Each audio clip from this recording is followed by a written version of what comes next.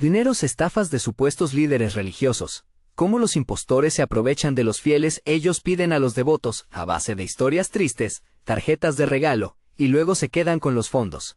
Por Catherine Skiba. A ARP in English Published 1 de abril de 2021, cúspide de una iglesia sobre el cielo azul. Getty Images se valen de mentiras, engaños y robos, al igual que todos los estafadores. Pero los devotos que han sido sus víctimas no dudan en que estos delincuentes tienen reservado un lugar especial en el infierno. A fin de realizar sus fechorías, se hacen pasar por pastores, predicadores y sacerdotes, por rabinos y rectores, e incluso por obispos. Estos impostores convencen a sus inocentes fieles de que gasten cientos de dólares en tarjetas de regalo, supuestamente para personas en situación de necesidad, pero luego desaparecen y se quedan con los fondos recibidos. Estafas de supuestos líderes religiosos. Muchas veces empiezan por un mensaje inofensivo. En estos momentos, prepárese a escuchar un programa diferente. Neurociencia y PNL con César la Antigua, llegando a la parte cognitiva del ser y experimentando la magnificencia de Dios. Esto es Neurociencia y PNL, una nueva forma de pensamiento. Esta es nuestra conferencia radial para hoy día. Ser específico en lo que queremos con el PNL, programación neurolingüística, neurociencia para el comportamiento en esta humanidad, no dejarnos enajenar por una mentalidad diatríbica, por una mentalidad que nos pisotea, por una mentalidad que nos deprime, por una mentalidad que acaba con nuestros mejores valores. Eso es la depresión, un agente usado por esta misma sociedad para acabar con tus mejores aspiraciones. Bienvenidos a Neurociencia y PNL. Yo soy el comunicador César la Antigua. Un placer compartir contigo a esta hora nuestro tema de hoy, la llamada cordura. La llamada cordura, un llamado a la cordura, un liderazgo que significa humanidad. ¿Cuándo podemos darnos cuenta de que hemos perdido la capacidad de comprender al otro? Entonces nos damos cuenta que hemos perdido también el sentido de comunidad. Vivo, conectado a las redes sociales, se ha transformado en un escenario paralelo que fluye simultáneamente y cercano, pero a la vez inalcanzable. Esos espacios todo sucede, las frustraciones, las alegrías, sentimientos íntimos, acontecimientos importantes de personas desconocidas y también las frustraciones están presentes. Aquellas nimiedades que tienen significancias absurdas que no merecen ser compartidas, como un plato de comida, una foto diciendo hola o saludando simple y sencillamente a un perrito. Todo adquiere un tono de realismo imposible de comprobar, pero rebota y se multiplica inevitablemente, constante en la línea del tiempo. Pertenezco a una generación anterior, pero esta generación presente está conectada concretamente con lo real de la red, que es lo irreal y lo intangible a la humanidad, algo que se podía tocar y cuya existencia era inimaginable anteriormente. La computadora antigua, el pensamiento de un proceso dentro de un computador que nos regeneraría la vida como seres humanos. Entonces el teléfono era un aparato para transmitir el sonido de la voz humana y estaba conectado por medio de cables y de postes y centros de control, construidos de materiales tangibles. A quienes vienen conmigo en este viaje, le ha tocado el inmenso privilegio de vivir el salto tecnológico. A muchos que somos del otro siglo, entramos al siglo XXI con algunas excepciones. Adaptándonos a poco a poco, hemos ido asumiendo estas nuevas formas de comunicación hasta fundirnos del todo en este modelo coloquial y comunicativo.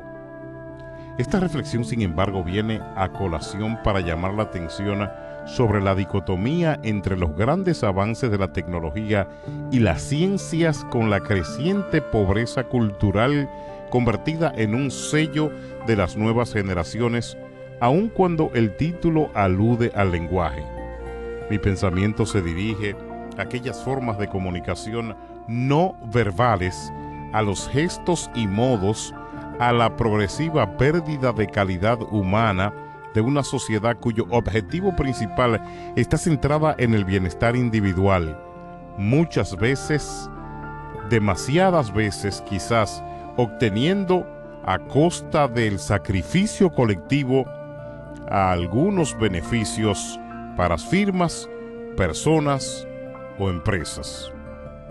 Lo veo en las calles, en los medios de comunicación, en las redes sociales, aun cuando en estas últimas suele predominar un cierto protocolo de cortesía, en esa caída vertiginosa hacia un estado de violencia como no se había visto antes, la rabia y la frustración transformadas en actos de agresión, en asesinatos a mansalvas, en feminicidios y en un incontenible constante abuso contra la niñez, es la pérdida de control sobre los impulsos más primitivos del ser humano y una tolerancia general hacia estas manifestaciones de odio, manifestaciones que están puestas por medio de la pérdida de lo más esencial, el sentido común de la comunidad, componente indispensable para la supervivencia en una sociedad de respeto y en paz.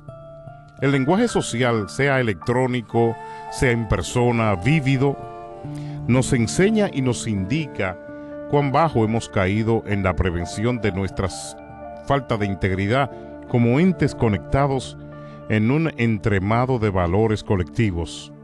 Nos hemos aislado para no saber del otro, para ignorar cuán cerca tenemos la experiencia de la pérdida. Salimos de una larga etapa de oscurantismo, pero nunca nos libramos de la venda sobre los ojos. De ese modo evitamos el compromiso de asumir el desafío de buscar caminos hacia la integración social, hacia la búsqueda de objetivos comunes y hacia la consolidación de una democracia débil y moribunda. No solo toleramos el abuso, sino también intentamos justificarlo cuando afecta a seres más débiles y vulnerables. Por ello usamos un discurso delatador de nuestra falta de empatía con los menos privilegiados de este siglo, pero también de la profunda ignorancia sobre los motivos que han llevado a una parte de la sociedad a perder la ruta e internarse en el crimen para sobrevivir. El crimen para sobrevivir.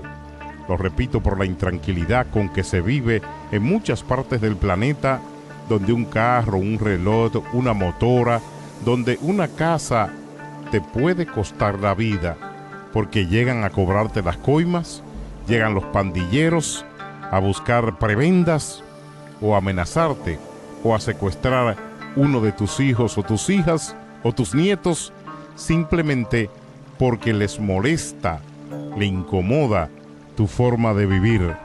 Algo ganado con trabajo y con sacrificio se convierte en la bala en el limbo que puede llegar determinadamente a tu cabeza, o con un secuestro frustrante donde te comienzan a cortar el cuerpo pieza por pieza hasta que tu familia traiga una gran cantidad de dólares, pero al final te descuartizan y te matan. Los secuestradores son inmorales, no tienen almas, son asesinos sanguinarios con pactos satánicos.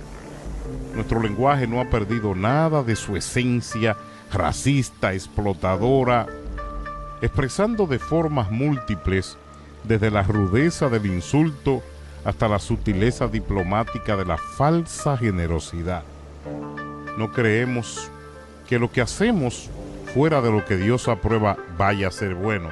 Jamás podremos enmascarar una realidad tan palpable. Nos creemos buenos por naturaleza y desde la plataforma juzgamos y condenamos a otros, sin la menor idea de la distancia astral entre ambas realidades, porque hemos perdido la capacidad de empatía. Déjame repetir eso. hemos perdido la capacidad de empatía, calidad indispensable para vivir. La sociedad se construye a través de la empatía, se subsana, se ayuda, se equilibra a través de la capacidad de la empatía que tengan sus ciudadanos. Cada día, desde la nobleza de la comprensión hasta la riqueza económica y la vastedad en el desarrollo social, todo depende de un ser humano que utilice esta neurociencia para ganar mejores resultados, y esta programación neurolingüística de la cual espero hablarles un día, no hasta terminar, porque siempre suceden nuevas cosas, y esto es lo emocionante y lo bueno del medio de comunicación. Siempre hay algo nuevo detrás de este micrófono que comunicar. Usted me presta sus oídos y a través de él, de este micrófono, va mi alma y mi corazón embuido en estos temas. Neurociencia y PNL con César La Antigua, llegando a la parte cognitiva del ser y experimentando la magnificencia. En estos momentos, prepárese a escuchar un programa diferente. Neurociencia y PNL con César La Antigua, llegando a la parte cognitiva del ser y experimentando la magnificencia de Dios. Esto es Neurociencia y PNL, una nueva forma de pensamiento. Esta es nuestra conferencia radial para hoy día. Conversaciones inteligentes, entrando a una nueva forma de vivir, a una nueva forma de existir. Neurociencia y PNL. Recuerda que si usted desea comunicarse conmigo en cualquier parte del planeta, lo puede hacer en cesarlantigua26@gmail.com. cesarlantigua26@gmail.com.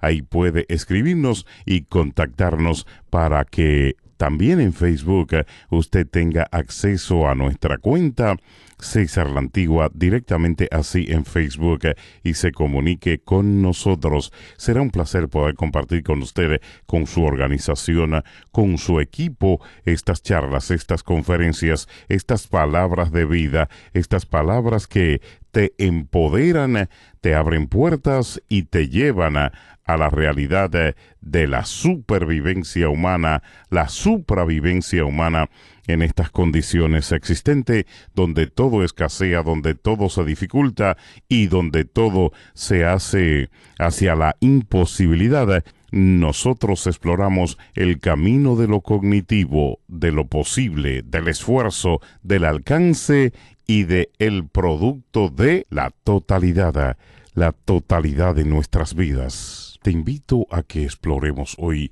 la tolerancia como virtud, la coexistencia de la paz. La tolerancia es una virtud, una actitud imprescindible para convivir en paz en estos tiempos y en la sociedad en la que nos ha tocado vivir. Y la sociedad en la que nos ha tocado vivir. La tolerancia como virtud es una actitud, capacidad y determinación de un sujeto de no imponer a los otros sus propias convicciones. La fuerza moral que implique esta actitud en las personas es imprescindible para convivir en paz con aquellos otros de quienes difieren. La mera coexistencia en paz de formas de vida, de individuos, de grupos diferentes, es un bien que requiere de todos los valores, de todo tipo de coraje, para adquirirlo y conservarlo. Por lo tanto, la tolerancia mínima de los ciudadanos es deseable sin lugar a dudas.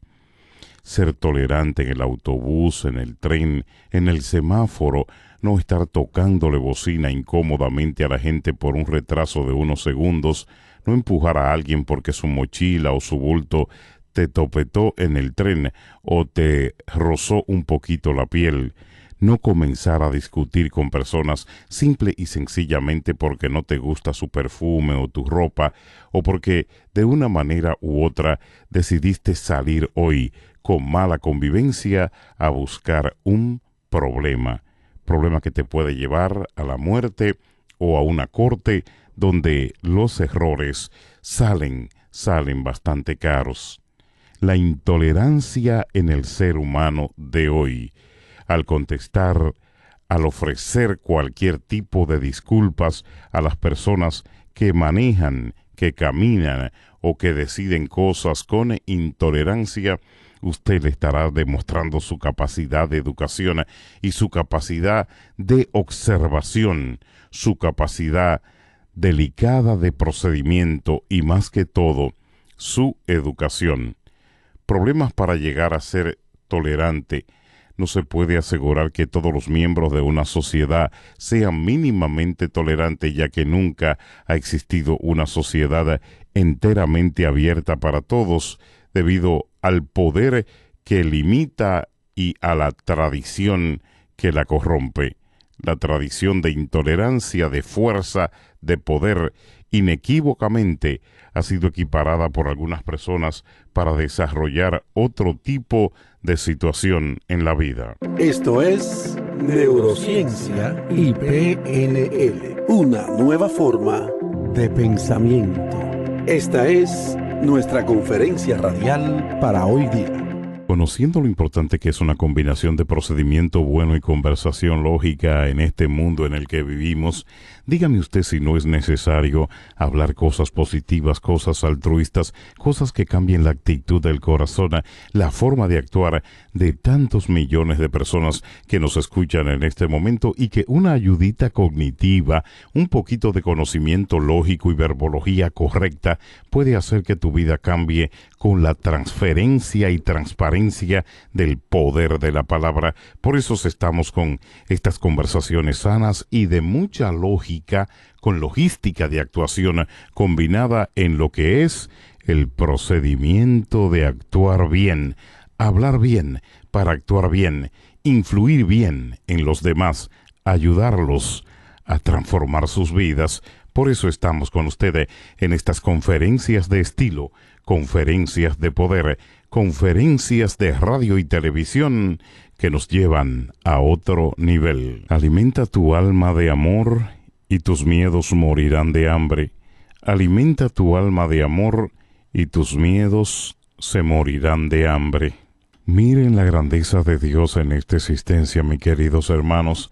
Hasta hace poco se creía que el mundo sensorial del recién nacido, o sea, el feto, era algo que no se diferenciaba, pero actualmente se ha comprobado que los 5 sentidos básicos, el tacto, el gusto, aducción, visión y olfato, están en condiciones de operar en el recién nacido de manera o de forma inmediata. Esto es porque los sentidos se desarrollan en el periodo prenatal, aunque no están tan diferenciados como lo están en el futuro, como lo están con los adultos. Antes de que las últimas capas de la piel se desarrollen, esta es muy fina, arrugada y roja, y es porque se transparenta en el sistema circulatorio. Se cree que la sensibilidad comienza a desarrollarse en la región facial y luego continúa por el resto del cuerpo.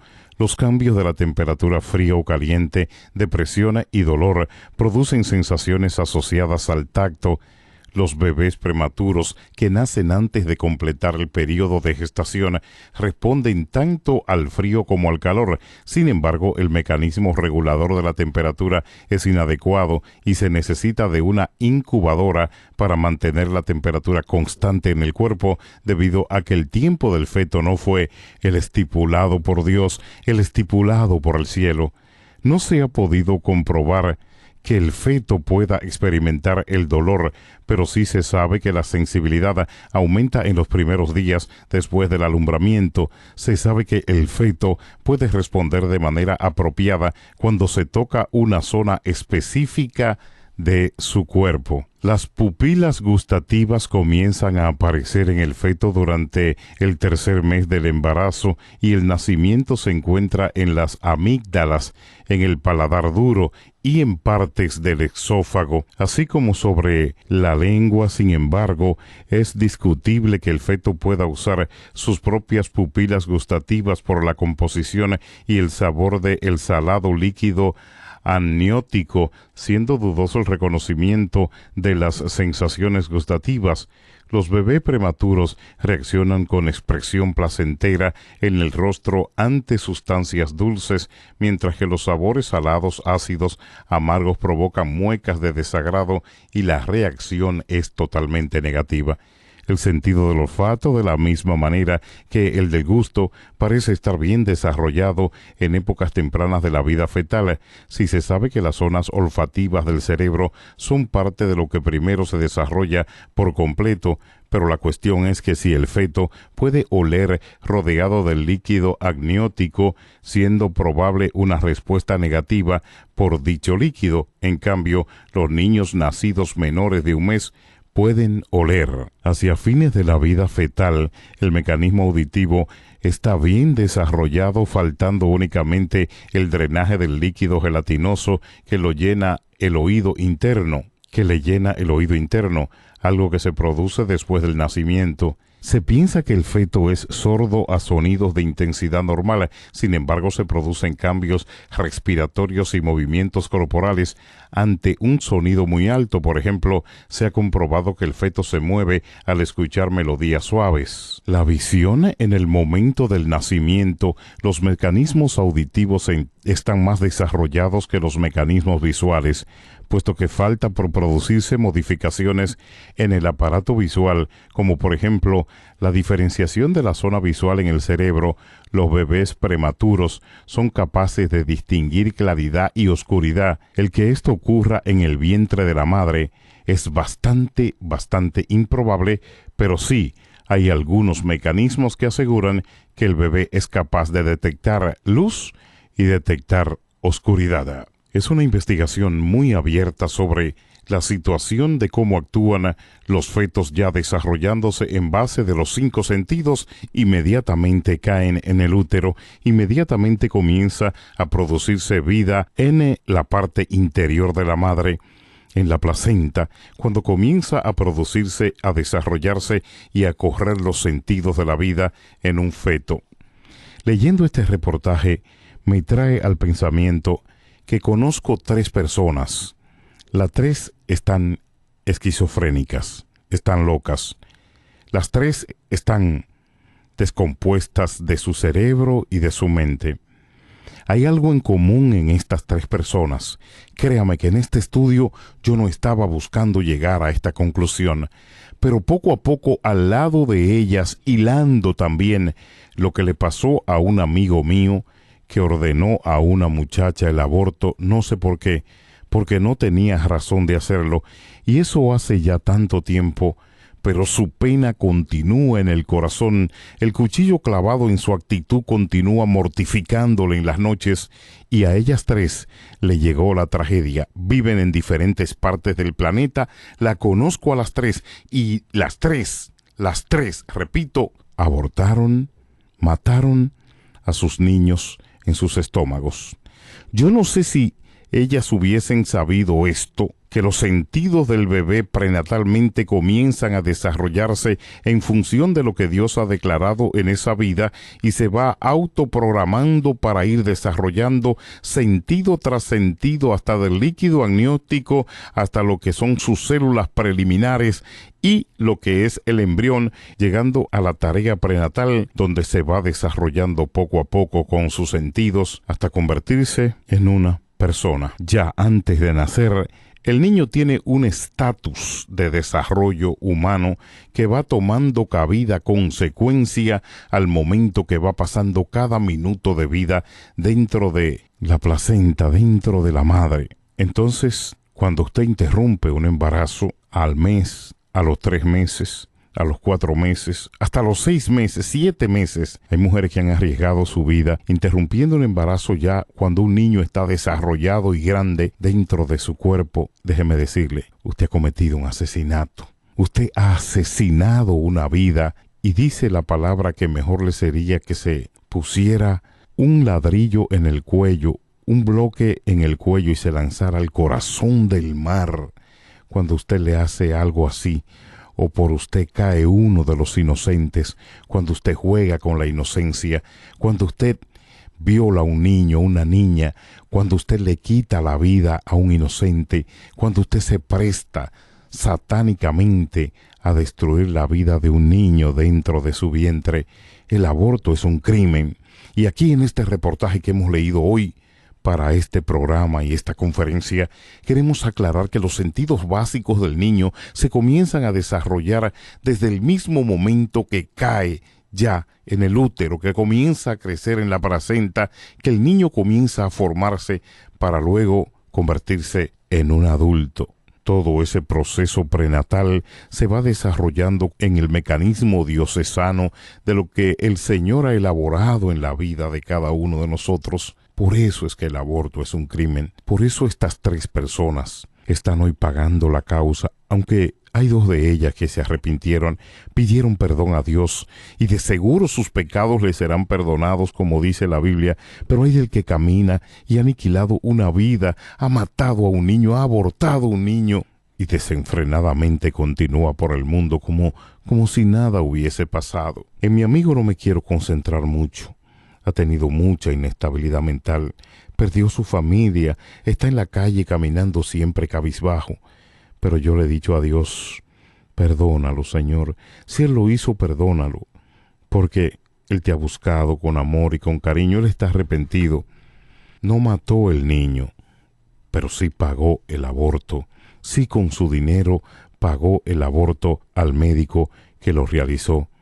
El niño ya tenía unos 6 meses, 5 meses. Y a veces lo vemos, a él inclusive, en un hospital. Cuando llegamos a visitarlo una vez que estaba enfermo, decía a la enfermera, saque esos niños de ahí, están llorando mucho y jugando mucho. Y todos nos miramos y dijimos, pero si aquí no hay niños. Estaba sufriendo la tortura de lo que ha llevado, y yo sé que sí que lo ha llevado, porque le conozco su dolor y conozco su pena. El aborto es una maldición para quienes lo trabajan y lo producen, como para quienes lo realizan. Matar a un inocente no se va a quedar ante Dios sin justicia. Matar a un inocente no se va a quedar sin justicia. El aborto es un crimen, y un crimen penado por la ley de Dios. Esto es Neurociencia y PNL, una nueva forma de pensamiento. Es que se reproducen como conejos, es que el problema reside en la población, es que si se aplicara la pena de muerte esto cambiaría, es que las mujeres no educan a sus hijos, actitudes especialmente recurrentes en personas cuyo nivel de educación está por encima de la media, con posibilidad de incidir en cambios sustantivos de un sistema político y económico caduco, un sistema cuyo efecto más notable es la división de la sociedad entre unos pocos ricos y muy pocos ricos, entre unos pocos ricos muy ricos y una inmensa mayoría de pobres muy pobres. Por lo general, en estos comentarios carecen de un respaldo documental cuando uno habla sobre este tipo de hechos, más que esa sensación de estar en lo incierto, el sentido de estar en lo contrario. Lo documental, las investigaciones académicas, los avances en el estudio de fenómenos sociales y económicos de las últimas décadas revelan otra cosa muy diferente. Dejan al descubierto las enormes injusticias que padece más de la 1/4 parte de la población en esta tierra, adjudicada a las víctimas del sistema, culpa de la violencia, la desnutrición. Solo le dan tortillas a sus hijos, así como van a desarrollarse, y otras profundas carencias padecidas por los sectores más pobres en un acto de infinita maldad e ignorancia. En días recientes se ha producido violentos desalojos y familias enteras están en las calles. Se han producido muchos desalojos en países del Medio Oriente, la inmigración descontrolada y sobre todo esa migración desesperada por persecuciones, por guerras, por lo apocalíptico de vivir en territorio donde ya no tienen medicamentos, educación, comida, donde el hambre los mata. ¿Cómo explicamos este tipo de fenómenos en la tierra y la humanidad en la que vivimos hoy? Sin techos, pobres sin cabezas, con niños y ancianos soportando el frío de la noche, eso para proteger los intereses de individuos y empresas cuyas fortunas han sido amasadas a la sombra de la corrupción y los privilegios. Este es solo un ejemplo de la justicia que vive en la injusticia. Pero como este hay muchos casos que podríamos analizar: fuentes hídricas, ríos, lagos impunemente contaminados por desechos industriales, periodistas asesinados. La impunidad por cuyos crímenes consecuencia, entre otras cosas, es la muerte por desnutrición, los asesinatos de mujeres, la muerte materna y por supuesto la criminalización de las protestas ciudadanas, es lo que estamos viviendo en estos momentos. Un mundo totalmente en distorsión, un mundo sin balance significativo, un mundo en conflictos. Pero la mente juega de manera perversa con nuestros instintos de conservación, neutralizando el impacto de las agresiones para no experimentarlas en toda la fuerza de la conciencia y consecuencia. De este modo las personas se refugian dentro de su ámbito más cercano, en su ilusión de inmunidad contra una realidad abrumadoramente poderosa y destructiva que continúa queriendo deshacer nuestra ilusión cotidiana hasta que la violencia nos alcanza, y la violencia hipotéticamente desmesurada los alcanzará. Ellos lo saben, los poderosos que manipulan esta Matrix lo saben. De esta manera, directa o indirecta, lo hará por medio de experiencias en círculos familiares o laborales, a través del temor de cambiar por las calles, detener ante un semáforo en rojo o ver aproximarse a un hombre en una motocicleta con otro que viene armado para robarte una cartera o darte un tiro o quitarte lo que trabajaste durante todo un mes o hacerte un daño, dejarte en una silla de rueda, porque el calma de esos individuos está lleno de sangre y lleno de muerte, y para ellos la delincuencia es su forma de vida. Un muerto más, una muerte más, no importa. De todas maneras, la sociedad hace muy poco para reestructurarse de esta mentalidad, y son pocos los ámbitos de la justicia que pueden alcanzar los tentáculos que dirigen este cuerpo de muerte, entre criminalización, entre ofensas, entre crímenes y realidades, dolores, angustias y padeceres en la sociedad en la que vivimos. El hombre, para poder vivir, tiene que ser muy analítico en estos tiempos, y para poder construir algún sueño o vivirlo junto a su familia, tiene que estar dispuesto a pagar el precio de la retención, del cuidado, de sobre todas las cosas, de la entrega a una vida pulcra, no mezclándose con todo el mundo y mucho menos apoyando causas funestas. Si analizamos con la mente muy atentamente los alcances de la distorsión de nuestro sistema de vida y de valores, quizá vería cómo lo patológico se ha vuelto natural, lo enfermizo se ha vuelto natural. Los asesinatos, el crimen, la pobreza, el hambre, la desnutrición, los abortos, la presión sustancial de la sociedad, todo esto patológico se ha vuelto muy usual. Como nos acomodamos para no afrontar una realidad dolorosa, por injusta que sea, por viciosa o por macabra, como hemos adoptado a las redes sociales para hacer de ellas un instrumento de catarsis, tan estridente como ineficaz para incidir de manera seria y contundente en un estado de cosas rellenas en el surrealismo más extremo, pero es la realidad. Estamos siendo resquebrajados, destruidos, manipulados. Estamos siendo en nuestra propia existencia diluidos poco a poco con las innecesidades y con las presiones del mercado y el comercio. ¿Por qué cree usted que una gente comienza con un tatuaje y después no puede parar hasta dañarse el cuerpo completo? ¿Por qué cree usted que existen las pandillas? ¿Por qué la violencia? ¿Por qué la prostitución de nuestras mujeres en el malecón o en la calle, en la acera, en el parque, donde quiera que puedan vender el pellejo a un deambulante, a un necesitado de sexo? Ahí están ellas, no porque quieran, sino porque lo necesitan para buscarse la vida, para comer, para llevar un pan a los hogares. A veces las esclavas sexuales son primero esclavas sociales. Cuidado contigo, cuidado con maltratar a una mujer o juzgarla. Mejor ayúdala a salir del hoyo en que pernota, del hoyo en que vive.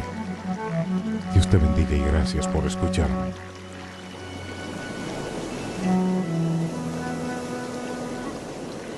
En estos momentos, prepárese a escuchar un programa diferente.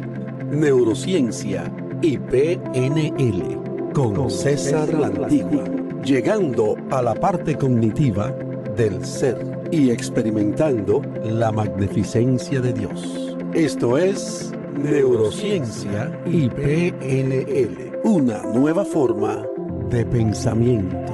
Esta es nuestra conferencia radial para hoy día. Cuando Dios nos da la oportunidad de vivir para educar, de hacer la diferencia. Ese es nuestro tema de hoy en PNL, aquí en esta radio, la neurociencia y el PNL, programación neurolingüística, recreando nuestros mejores momentos, un pensamiento nítido, un pensamiento diáfano para cambiar muchas cosas en nuestra vida. Neurociencia y PNL con tu servidor. El tema de hoy es poderoso porque el verbo es poderoso y también lo es la moralina cruel de sociedades marcadas por el desprecio contra quienes viven una realidad de pobreza, exclusión y racismo. Las palabras impresas o emanadas a partir de la propia idea de una verdad supuesta resultan altamente inflamables en un contexto de estereotipos arrastrados durante generaciones y cuyas persistencias son consideradas una forma de cultura. Preparado para hablar de justicia, para hablar de paz, para hablar de efectos, de cosas importantes, para hablar de la manera como llegamos a la vida de las personas y poco a poco vamos marcando su historia con nuestro comportamiento y con nuestro ejemplo. Con nuestro comportamiento y con nuestro ejemplo. Desde un planeta lejano, una realidad fragmentada. Desde un planeta lejano, una realidad fragmentada. De nada sirven las propuestas cuando no derivan en acciones concretas. La semana pasada se dio a conocer el informe del desarrollo humano para países de Latinoamérica, por ejemplo, Guatemala. Más allá del conflicto, luchas por el bienestar correspondiente al periodo 2016-2017, elaborado por el Programa de las Naciones Unidas para el Desarrollo, el PNUD.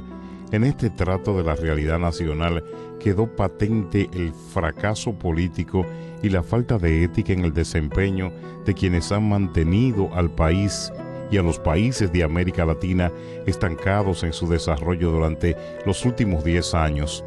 A pesar de las estadísticas positivas en cuanto al crecimiento económico y la estabilidad en los países de América Latina, esto último tiene una lectura bastante reveladora de la ampliación de la brecha entre quienes usufructúan de la riqueza nacional por un lado, mientras por otro lado están las grandes mayorías sometidas a una reducción progresiva y constante en sus medios de subsistencia. Las cifras son reveladoras. El 73% de los latinoamericanos en muchos lugares de nuestros países no ganan lo suficiente, los gastos mínimos, y una tercera parte ni siquiera tiene lo necesario para comprar alimentos. Reducir las condiciones marcadas por un sistema histórico de privilegios es fácil deducir en dónde residen las mayores desigualdades.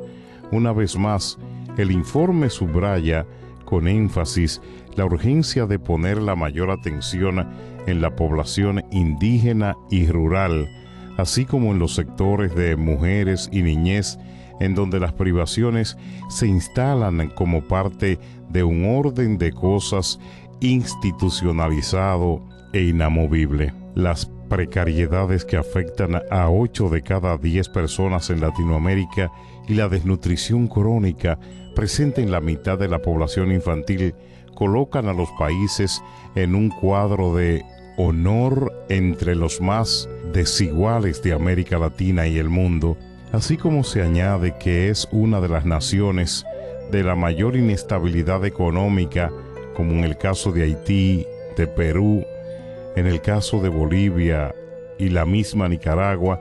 Cualquier análisis arroja los mismos resultados: corrupción, clientelismo, sistema feudal, tenencia de la tierra a los privilegiados, tenencia de recursos naturales, sistema feudal de pertenencia de la misma tierra, uso de los privilegios de los recursos naturales, racismo, machismo, tráfico de influencias y, encima de todo ese cuadro, una impunidad rampante con el crecimiento de la pandilla, la inestabilidad social, la corrupción y el nepotismo político que arrolla con cualquier estándar social de ayuda a aquellos ciudadanos que esperan que sus gobernantes hagan algo por ello.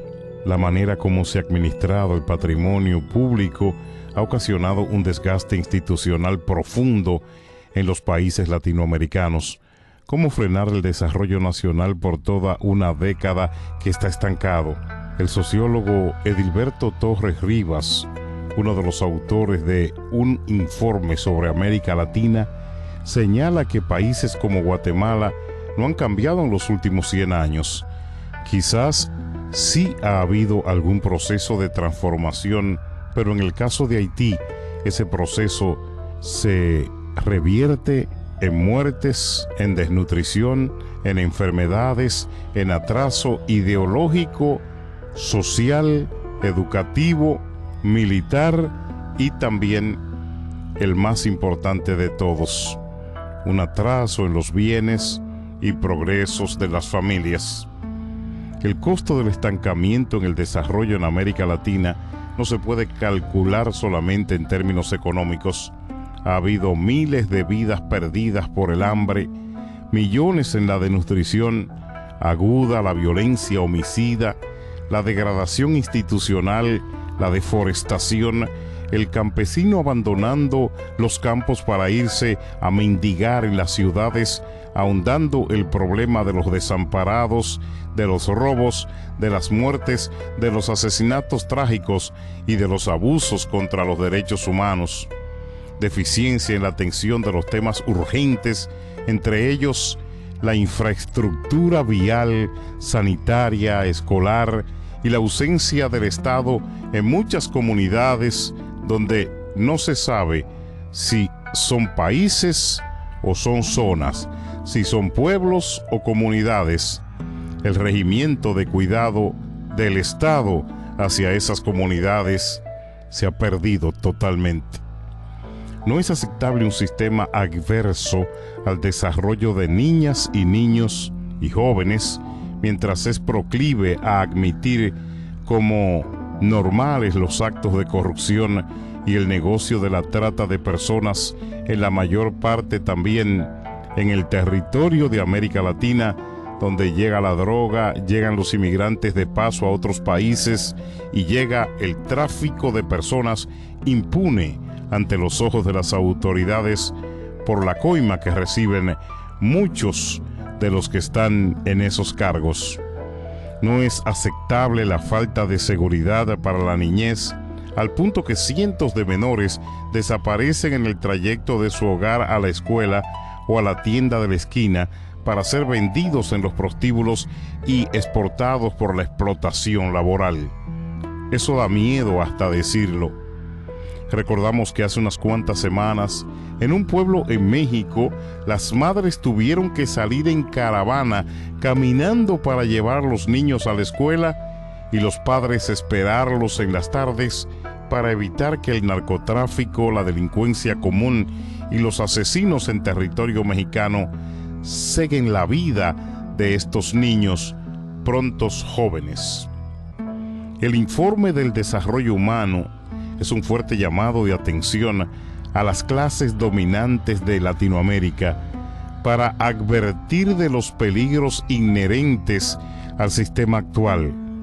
En el documento se percibe una oportunidad, pero para hacerla realidad es preciso aceptar la necesidad del cambio, un cambio genuino, original, un cambio generacional, un cambio de ciudadanos latinoamericanos que piensen más en su progreso, su educación, su porvenir y su trabajo que en delinquir para vivir de forma cómoda o emigrar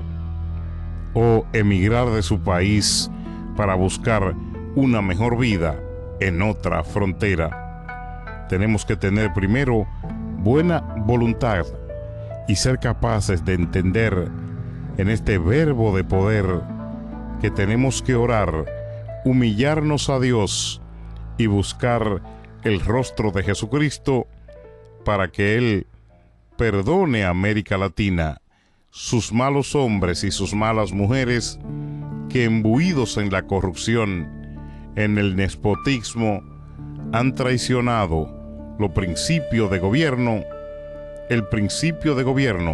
que son elegidos para gobernar para todos y no para solo unos pocos, elegidos para gobernar a muchos que esperan de usted, señor político, un mejor trato social, un mejor futuro, un respaldo socioeconómico y un respaldo, más que todo, moral.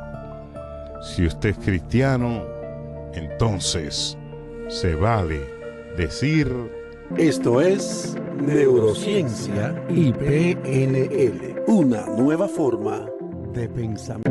En estos momentos, prepárese a escuchar un programa diferente.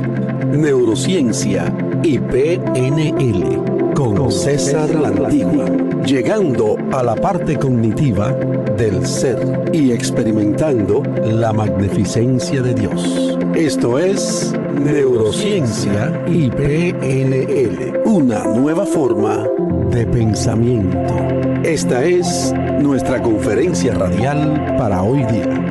Bueno, amables radio escuchas, en esta etapa tan bella de nuestra vida, espero, como dicen, que se hayan levantado con el pie derecho, que estén pensando en la realidad y en el propósito, y que al recibir estas palabras usted sea redondeado de amor, de cariño, de nueva visión, de sobreponerse a los obstáculos que presenta la vida en característica de pruebas al ser humano.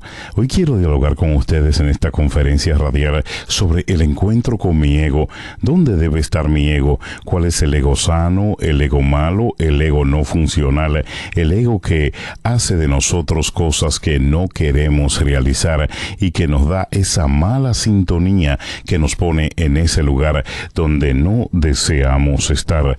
El encuentro con mi ego es la conferencia que hemos preparado para ti, mi querido oyente. Hoy prepara lápiz y papel para que nos acompañes en esta jornada de formación mental y sobre todo en este espíritu de compartir verdades y realidades humanas que están haciendo tanta falta en este planeta, donde los enajenadores, los fratricidas, los guerreristas, los que matan la oportunidad, los que no tienen tolerancia, a los que no les gusta ver a la gente triunfar o progresar, abundan en su maldad y en su odio, alimentados precisamente por ese ego malo, por ese ego que los lleva a pisotear a la gente, que los lleva a humillar, que los lleva a demandar cosas que ni ellos mismos cumplen, que los lleva a parecer, en vez de seres humanos, animales errantes por un planeta en el cual ferozmente se devoran con las demás fieras, faltando al respeto, haciendo lo inusual y haciendo hasta lo imposible para para poder dar rienda suelta a sus instintos insaciables y haciendo daño, seguir haciendo daño en cada una de sus actitudes, cosas que debemos corregir con la importancia de reconocer la maldad que encierra el ego cognitivamente, espiritualmente, físicamente, ya que tenemos un cuerpo que camina, se mueve y vive en 3 dimensiones. Somos cuerpo, alma y espíritu. Y en lo relativo de esto es que vamos a hablar hoy. El ego, reencontrándote con tu ego. Esto es Neurociencia y PNL, una nueva forma de pensamiento.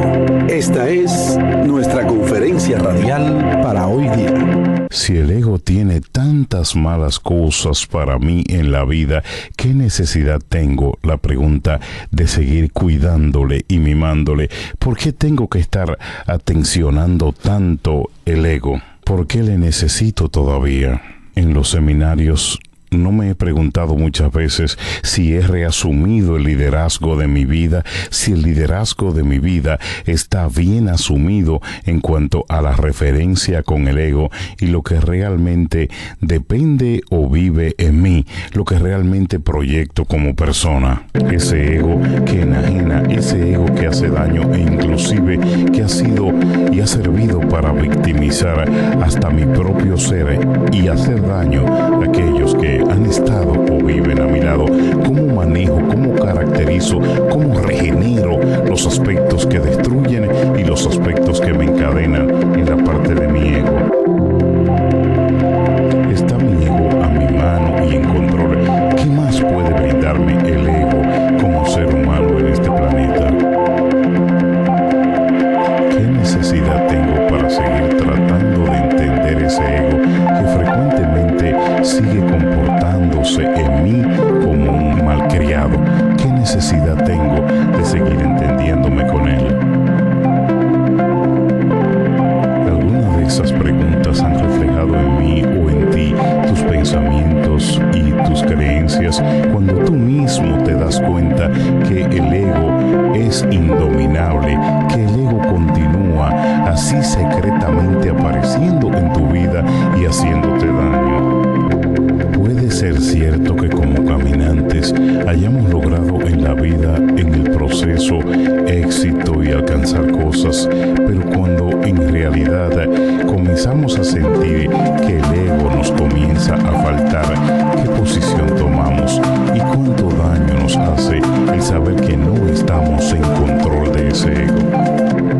En verdad, ¿cuántos nuevos sueños o nuevas metas tú tienes que todavía no han podido ser alcanzados? ¿Cómo puede ser posible que después de tantos éxitos, de tantos logros, a veces nos encontremos estancados después de esos éxitos y la falta misma de una realización en nuestras vidas?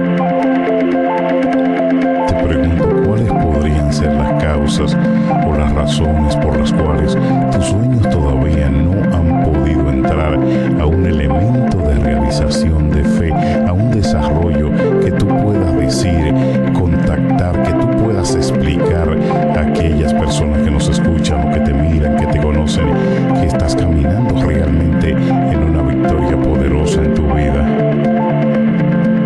¿Has permitido que después de haberte engordado de tantos logros, el orgullo, la vanidad y la prepotencia te hayan cambiado?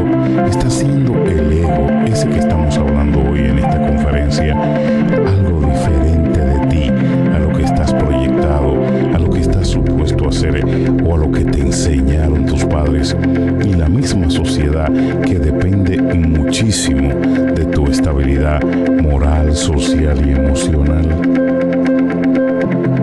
El ego te ha hecho daño, te ha llevado a convertirte en argán, a no continuar practicando aquellas cosas que te dan crecimiento, cosas que escuchaste en nuestro seminario, que te despiertan, cosas que hay que seguir haciéndola para poder redondear esta existencia con mucho relajamiento, con mucha calma, con mucho parecer, con mucha práctica de lo que realmente te lleva a otros niveles. música de categoría, la participación de los seminarios, el escuchar a personas que tengan contenido para compartir contigo, los viajes eficaces para ayudar, para realizar voluntariado y también para decir presente en lugares donde tu presencia podría ser decisiva, organizar esos congresos con apetito de crecimiento, esas partes que a veces no queremos enmendar y no queremos cumplir, son las que hay que sacar fuera de la materia del ego, volver a ser el caminante del sendero de la grandeza, volver a ser la persona que está abierta múltiples veces, de diferentes formas, con diferentes manifestaciones, a un nuevo desarrollo compartido con nuestros congéneres, compartido con los demás. No dejes que el orgullo, la vanidad, la prepotencia te perjudiquen en vez de ser tu apoyo. Cuidado con esos elementos dañinos a la existencia, el orgullo, la vanidad y la prepotencia, que también forman parte del ego. Realmente el ego humano es una de esas miserias que nos encantaría poder tener la fuerza y el poder, que sin mucha didáctica pudiésemos dejar eso atrás, pudiésemos llegar a un control sano del ego. Si yo le diese un espacio a usted en este momento y le dijese que me gustaría que usted me explicase si recuerda a algún egocentrista, si conoce algunas actitudes del ego, cuántas fotografías, cuánta gente llegarían a su mente a manera de imágenes, porque eso sí, con sus conductas y actitudes retrógradas jamás los olvidamos. Estoy seguro que inmediatamente usted pintaría en su mente la foto de aquellos que han vivido y han permanecido a través de su comportamiento ególatra. El ambiente que se respira en una sociedad es un reflujo del estado de las familias, y por desgracia la salud de nuestras familias está muy deteriorada, principalmente cuando ella es arropada por el ego. El día prima en la autorrealización, el sentirse bien con uno mismo y el derecho a ser feliz, cueste lo que cueste. Y ahí está entonces, en muchos casos, producto del mismo egocentrismo, llega la ley del divorcio. Qué bueno que estamos en esta homeroteca de la radio, porque así podemos conversar estas cosas importantes. La cultura del egoísmo está en esta sociedad individualista en la que vivimos. Motiva la cultura del egoísmo y egocéntrica. El egocentrismo es creer que todo el mundo gira alrededor de uno mismo, de una manera de pensar, de un ocio, de una forma de acostumbrarse a ese narcisismo plano que vive en la vida de mucha gente de esta sociedad, y que no solamente lo cultivan, sino que lo presentan como una cultura sin darse cuenta, lo defienden, lo correlacionan a todo. El egocentrismo es creer que todo el mundo gira alrededor de lo que tengo, de lo que soy, de lo que vivo, de lo que proyecto. Egoísmo puro. Tratar estos temas realmente son notas alentadoras, porque son un despertar, son una parada a la conciencia, son sobre todo puntos donde nosotros estamos caminando como cuando vamos sobre el río, saltando en piedrecitas para no caer en el agua. Así vamos haciendo escalera de movimiento, y en esa superficie donde regularmente podríamos caer si la piedra está resbaladiza o si es una piedra caliza bastante inestable, nuestro pie podría venir terminando dentro de el agua. Y eso es lo que pasa realmente en la vida si lo ponemos de forma específica en el aspecto de nuestros movimientos en esta sociedad cargada con ego. Cuando vas en el tren, cuando vas en el autobús, cuando vas caminando en la calle y alguien te sopeta en el hombro, alguien te empuja o alguien tiene una mala conversación, un mal día podría terminar con una persona que salió de su casa sin planificación, con una conciencia y un poquito de neuropsicología evaluativa. Nos damos cuenta que si no te resguardas, si no te aguantas, si no piensas, si no buscas la concordia y la cordura en una sociedad como esta, entonces pararías en una cárcel, muerto o quizás agolpeado por alguna persona indecente que no domina esta técnica y este material que estamos analizando cognitivamente este día en este espacio. El por qué luchar con el ego y el por qué tratar de soterrarlo a través de nuestras virtudes, a través de la paciencia, del pensamiento enorme, a través de la codificación de un espíritu, un alma y un cuerpo que esté al servicio de los grandes valores de la humanidad. Evitar discusiones medalaganarias, eso es de el ego. Tratar de entrar a temas que no ayudan, conversaciones vacías, eso es parte de la falta de manejo del ego. ¿Por qué debemos estar alerta en esta sociedad si es que queremos tener mejores beneficios de la existencia, si es que queremos dar un mejor ejemplo a la misma y a nuestros hijos, si es que queremos colaborar con un estado del ser más altruista, más entregado, más reflejos, más servicio, más ayuda, más acopio, más volumen de amor y de fe en nuestro comportamiento racional, en nuestro comportamiento cognitivo? A mí no me dirige una política partidista, no me dirige un entorno vívido por los que están realmente despedazándose unos por otros. No me consterna aquel que trata de, con un razonamiento y una ideología barata, el tratar de cambiar las perspectivas de un fruto de vida grande que estoy llamado como un ser humano a pisotear el ego, a no vivir esclavizado y atado por el ego, a saber que las cosas llegan a mi vida porque Dios lo permite y a sacar el mejor fruto de aquellas que Dios ha puesto en mi mano. Tratar a mi familia, a mi esposa, a mis hijos sin ego, tratar de llevar el carro con pulcritud y holgura, el carro que tengo, no el que podría comprometerme con una deuda milenaria por el hecho de querer lucirle a los demás, no corregir a quienes realmente no tengo en realidad ni idea del por qué actúan de la manera que lo están haciendo. También tratar de respetar los linderos de vida de las otras personas, no traspasar esa fuente, no llevar por ego a aquellos al paredón cuando ni siquiera he conocido su caso, ni siquiera he podido analizar sus papeles, cuando ni siquiera he visto o ha tenido una vista especial con especialistas. Entonces, la parte de estar juzgando a los demás también forma parte de esa mediocridad del hombre y la mujer que no maneja bien sus estados de egolatría, que viven en el ego y que cuando se sienten súper poderosos, lo primero es que hacen es humillar a las personas que les escuchan, que les miran o que están en su alrededor.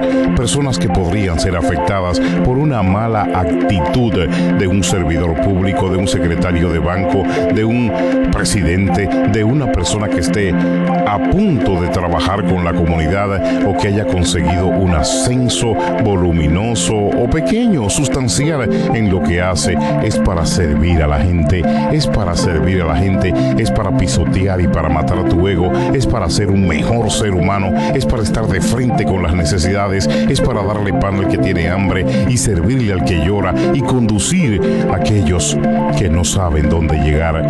¿Se ha visto usted en una gran ciudad que aunque hay gente que no hace caso de lo que está sucediendo alrededor de ellos, siempre hay alguien que dice: señor, señora, ¿qué le pasa? ¿Se siente perdido? ¿A dónde quiere llegar? ¿Tiene alguna dirección específica? Y esa persona, en un acto de amor, en un acto de bondad, conoce el territorio está en esa ciudad, conoce cómo se mueven las cosas y te ayuda. Qué gran alivio del cielo, qué gran alivio como persona cuando alguien se presta para realizar una obra de esta magnitud. Cuando alguien, en vez de patear a los gatitos y a los perros callejeros, le compra una comida en la bodega y se la pone para que ese animalito se alimente porque está abandonado, no tiene su dueño, anda perdido o definitivamente no tiene a nadie quien le cuide.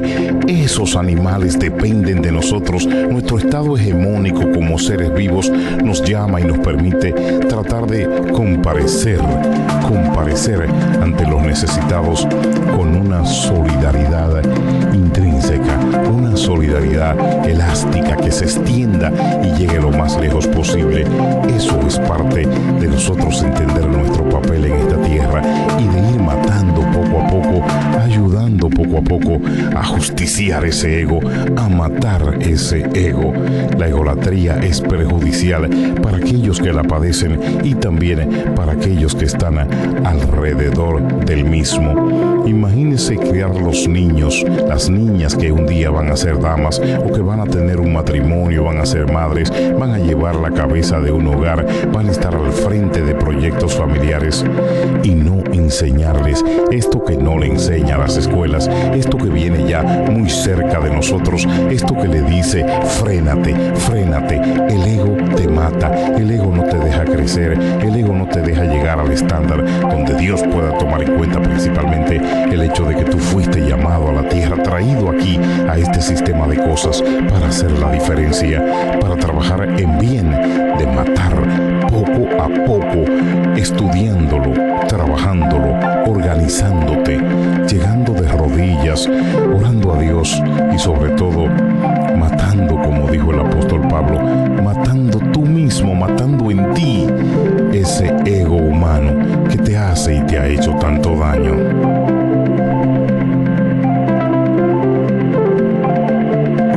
Esto es Neurociencia y PNL, una nueva forma de pensamiento.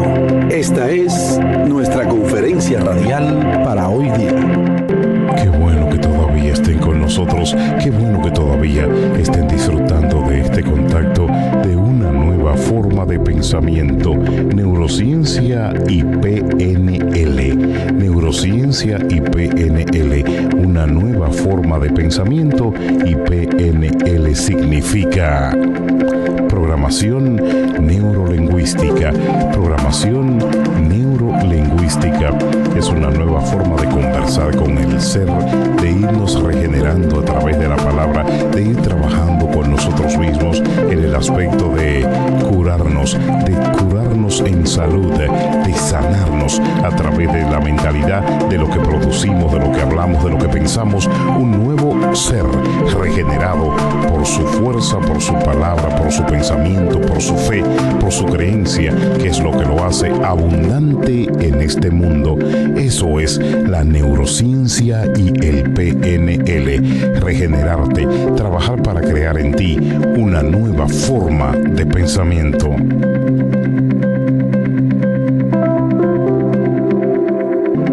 Los modelos neurobiológicos del autocontrol por lo general se centran en los mecanismos cerebrales implicados en el control de los impulsos y la regulación de las emociones. Una investigación reciente de la Universidad de Zurich, en Suiza, muestra que el mecanismo para superar el egocentrismo también facilita el autocontrol, lo que abre nuevas posibilidades para intervenciones terapéuticas.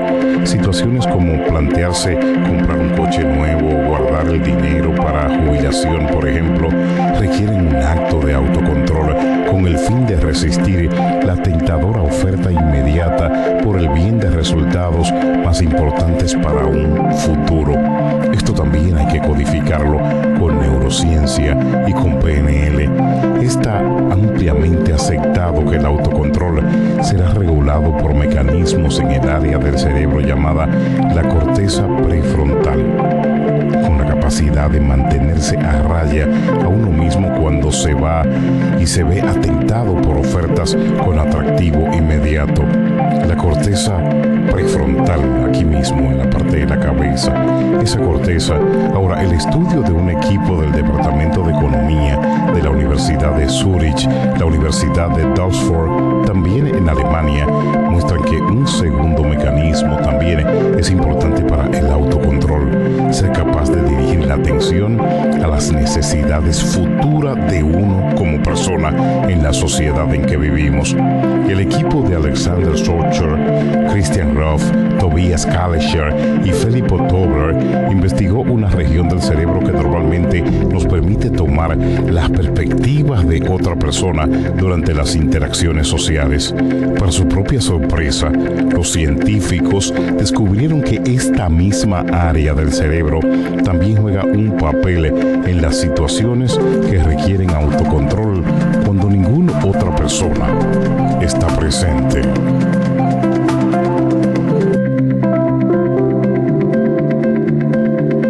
Los participantes eligieron entre un pago menor que debían hacer inmediatamente y un pago más grande en el futuro, así como entre un pago que solo benefició a sí mismo y una realidad que les benefició menos, pero también benefició a otras personas. Los investigadores utilizaron técnicas de estimulación cerebral no invasivas para interrumpir la activación de la llamada unión temporoparietal.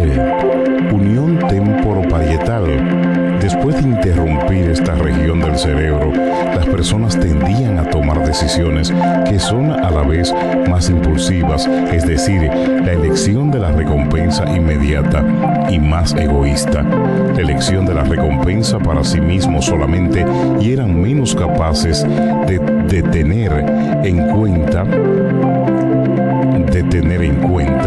la perspectiva de otras personas. Esta asociación entre las bases cerebrales de la toma de perspectiva y la paciencia arroja una luz sobre el autocontrol. Desde el punto de vista de los nervios, la unión temporoparietal puede representar el futuro propio de cómo otra persona, explica Alexander Socher. Esto significa que los mismos mecanismos del cerebro son necesarios para ser pacientes, para obtener una ganancia en el futuro y para poder compartir con otra persona, matando el egoísmo, matando el ego, anticipándose a que llegue a ese momento y usted administrando su pensamiento bien. Voy a bendecir a esta persona, voy a ponerla a participar, no voy a quedarme con todo.